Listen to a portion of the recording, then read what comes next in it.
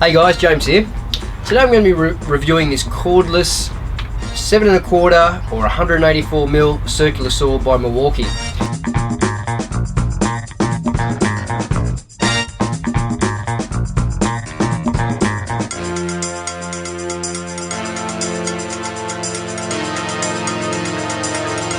One thing I have liked about this saw is this big guide. Of all the saws that I've used, this would have to be the biggest guide that I've ever seen made. The ends of some of these timbers, that you've still got that guide on there. With a lot of the others, they're quite short, and so when your guide leaves the timber, you know, your saw tends to rock around a little bit. So that's a really well thought out guide. One of the other cool features is this little separate guard that comes with a saw that you can attach, so you can do some dust extraction. Another one is the hook at the top there, so if you're doing a bit of framing, you can flip that up, you know, drop it over the top of your rafter or your joist. The thing I like about all these Milwaukee tools that I find the best is how easy the batteries are to change. Hands down, by all the brands that I've used, this one is the simplest. Okay, so one new, fully charged. Okay, so having a bit of a close-up look at some of the features of the saw. Like I said, this was the little guard that it comes standard with.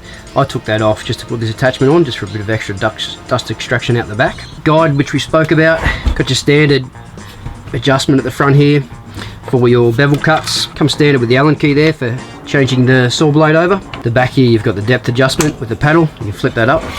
For the saw to actually be used, you've got to push this paddle switch down. The LED light comes on at the front, and then you can actually pull the trigger. Okay, so a couple of quick technical specs on the saw itself. Now, it's a 184mm blade. The motor, you're going to get 5,000 RPMs out of it. The depth of the cut when it's set fully down, you're going to get a 64mm deep cut. On 45 degrees, once you change that bevel over, you're going to get a 50mm depth cut through there. Weight of the saw is 4.2 kilos.